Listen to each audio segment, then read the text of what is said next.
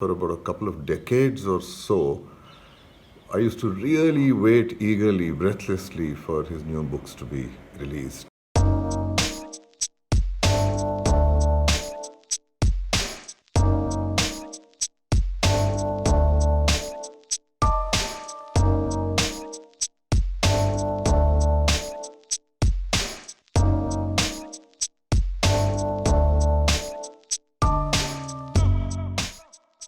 I'd easily count John le Carré as one of my absolute top favorite authors.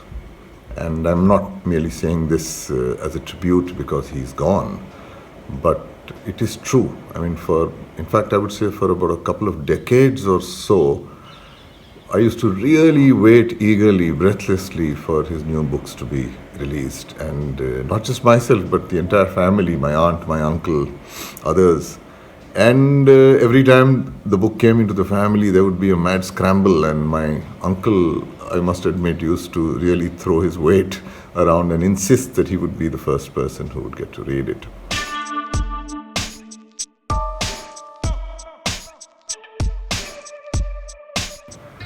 All of them are favorites, but I think I'd count two which have really stayed with me the most. One is The Spy Who Came In From the Cold, his first one. And one is A Perfect Spy.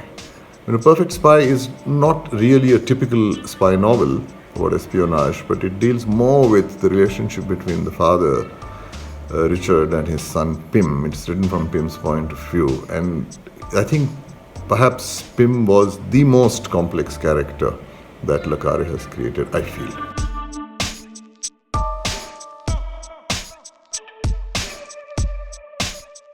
The favorite plot line, really, I would qualify the whole twists and turns of The Spy Who Came In From the Cold.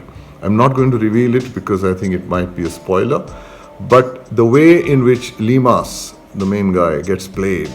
He's been called out of retirement and sent on this mission, and to basically uncover the spy in the establishment there.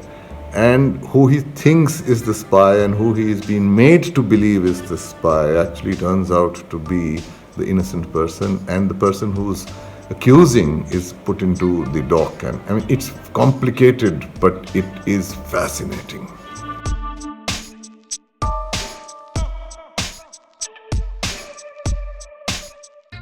Favorite scene?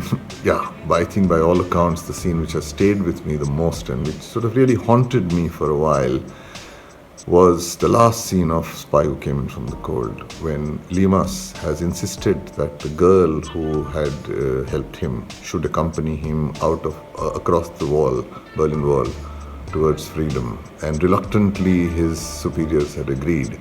And in the end, when he is climbing the ladder, he realizes that they have no intention of letting her go. So she's shot down. And he climbs back down from the ladder. Instead of escaping to freedom, he climbs back down, even though the timing is like split second. He just has a few seconds to escape. And yet he comes down and he just stands near the girl beside her. Just stands. It is such a haunting picture of solidarity, of tribute, of guilt, of gratitude. And he just stands there, and supreme sacrifice, and then of course he's shot down. That scene really stayed with me and haunted me.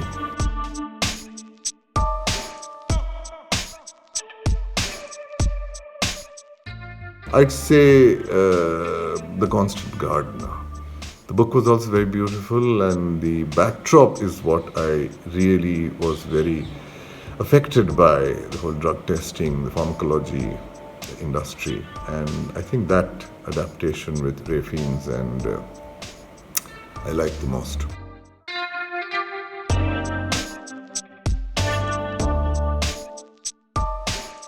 The way in which he looks upon his characters, that he examines the complex interiority of the characters, and he is unafraid to go into their vulnerable, weak, even dark sides.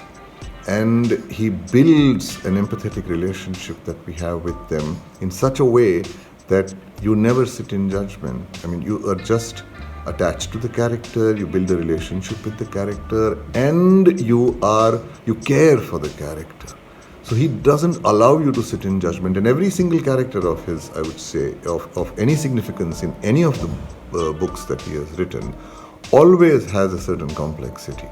So this, I think, even in my life, I would say that it helps you to be more empathetic, it helps you to be less judgmental, it helps you to actually allow people's contradictions to be there without you being confounded by them, and as a result of which the acceptance of human complexity certainly was to a certain extent catalyzed by John le Carré's writing.